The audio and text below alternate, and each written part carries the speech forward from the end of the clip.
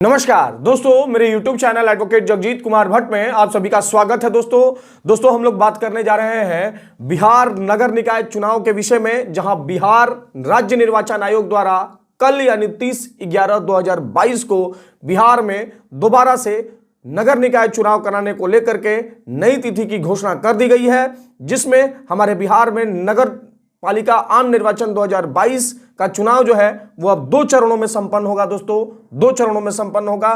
प्रथम चरण की जो मतदान की तिथि है दोस्तों वो 18/12/2022 और मतगणना की तिथि जो है उसकी 20/12/2022 है। वहीं दूसरे चरण की मतदान की तिथि जो है दोस्तों 28/12/2022 है। वहीं इसकी मतगणना की तिथि जो है वो 30/12/2022 होगी।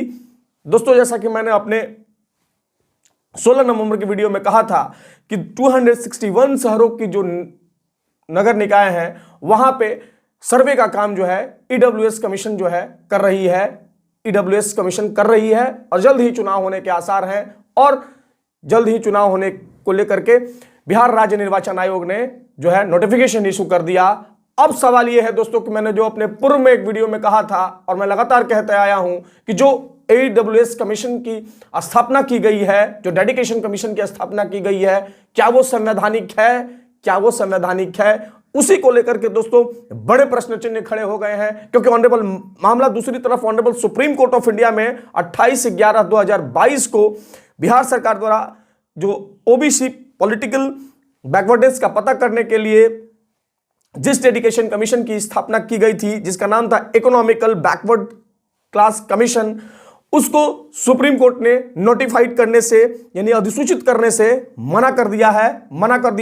दोस्तों केस का नाम जो मैं बताने जा रहा हूं आपको, केस का नाम है Sunil Kumar versus state of Bihar state special leave petition appeal number जो है 20877/2022। दोस्तों ये जो सुनील कुमार है, इन्होंने ईडब्ल्यूएस कमीशन की संवैधानिकता पर सवाल खड़े किए थे।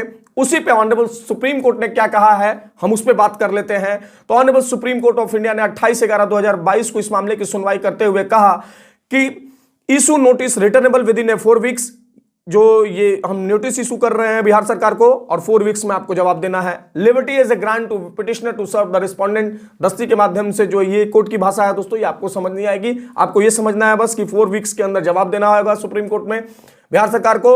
और जो चौथा पॉइंट है दोस्तों वो आप देखेंगे तो ऑनरेबल सुप्रीम कोर्ट ने साफ साफ शब्दों में कहा है कि meanwhile the economically backward class commission be not notified as a dedicated commission. यानी कि सुप्रीम कोर्ट ने दोस्तों इसमें साफ तौर पे कह दिया है कि जो बिहार सरकार की तरफ से इकोनॉमिकल बैकवर्ड क्लास कमीशन बनाया है, हम उसे डेडिकेशन कमीशन नहीं मानते हैं। क्योंकि दोस्तों आपको याद होगा कि बिहार नगर निकाय चुनाव की अगर ब्रीफ हिस्ट्री में आपसे मैं बात करूं तो नटसल में आपको बताना चाहूंगा कि बिहार स्टेट इलेक्शन कमीशन ने इससे पहले राज्य में निकाय चुनाव के लिए 9 सितंबर 2022 को नोटिफिकेशन इशू किया, जिसमें सभी पदों पर ओबीसी को आरक्षण दिया।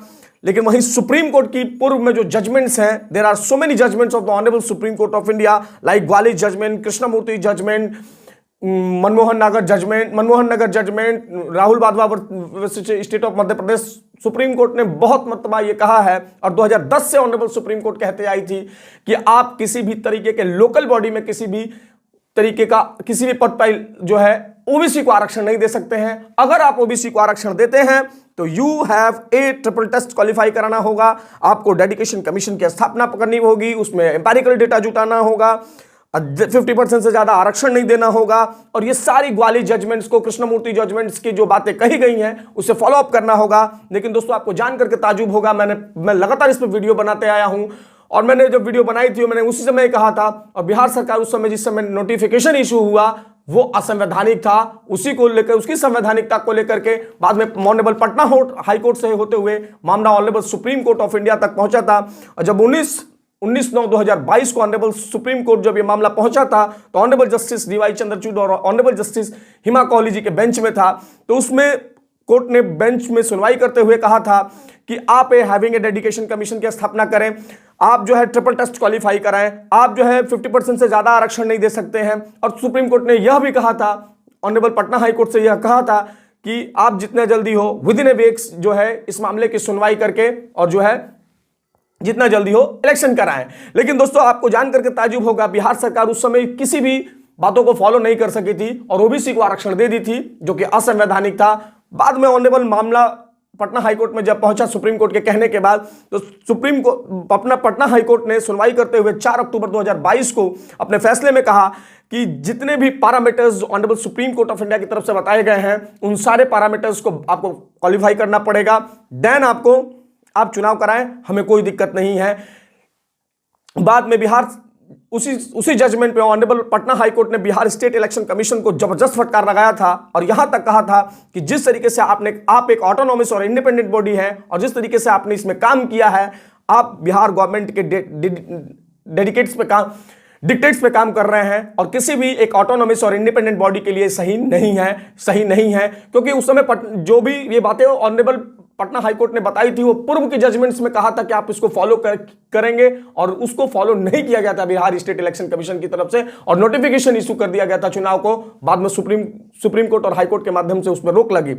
बाद में फिर से रिव्यू पिटीशन में ऑनरेबल पटना हाईकोर्ट पहुंची बिहार सरकार और जब 19/10/2022 को बिहार सरकार आई तो कही कि माय लॉर्ड मैं आपकी सारी बातों को मानने को तैयार हूं। आपने जो कहा था कि डेडिकेशन कमीशन की स्थापना करें तो हमने कर लिया है, ईडब्ल्यूएस कमीशन की स्थापना कर ली है ओबीसी के पॉलिटिकल बैकवर्डनेस का पता करने के लिए, और उसके बाद से कहा था कि आप इसके इंपेरिकल डेटा जुटाएं, आप ट्रिपल टेस्ट क्वालिफाई कराएं, आप ग्वाली जजमेंट्स और कृष्णमूर्ति जजमेंट को फॉलो करें जो उसमें बातें honourable Supreme Court of India की तरफ से कही गई हैं।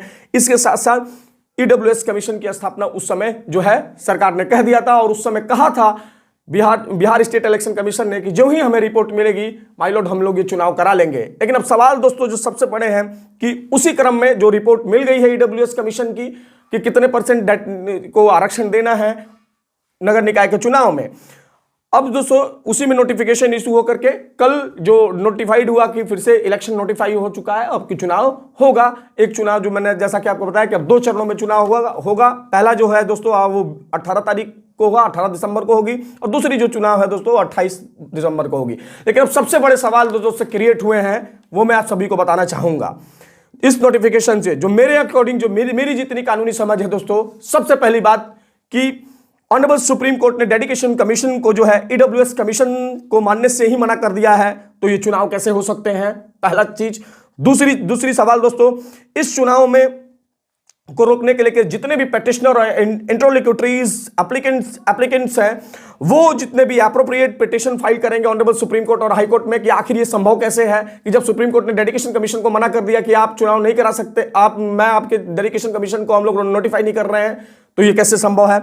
जब बिहार स्टेट इलेक्शन कमीशन ने नोटिफिकेशन विड्रॉ किया दोस्तों, ये बात तो मेरे समझ से परे है कि पता नहीं कौन सी क्रोनोलॉजी और कानून का अपना लॉजिक लगाया बिहार स्टेट इलेक्शन कमीशन ने कि जब आपने पटना हाईकोर्ट में खुद ही अपने जो नोटिफिकेशन इशू किया उसको विड्रॉ किया और फिर से उसी नोटिफिकेशन पे आप चुनाव कैसे करा लेंगे, उसी सिंबल पे से कैसे चुनाव करा लेंगे, उसी नॉमिनेशन पे कैसे चुनाव करा लेंगे। There is a big question.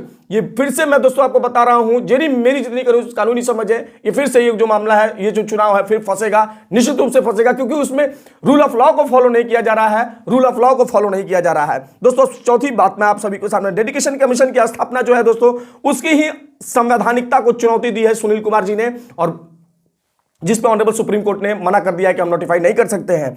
और सबसे बड़ी बात दोस्तों कि जो सेटअप की गई थी ईडब्ल्यूएस कमीशन, उसमें मैं पहले से कहते आ रहा हूं कि उसमें रूल ऑफ लॉ को फॉलो करना होगा, संवैधानिकता उसकी होनी चाहिए, उसमें रिटायर्ड हाईकोर्ट जज होने चाहिए। लेकिन नीतीश कुमार जी ने उसमें क्या किया है, अपने लोगों को बैठा लिया है, तो कहीं से वो संवैधानिकता नहीं है।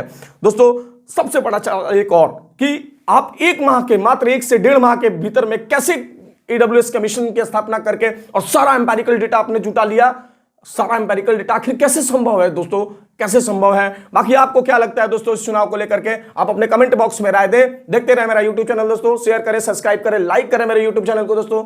धन्यवाद दोस्तों, धन्यवाद।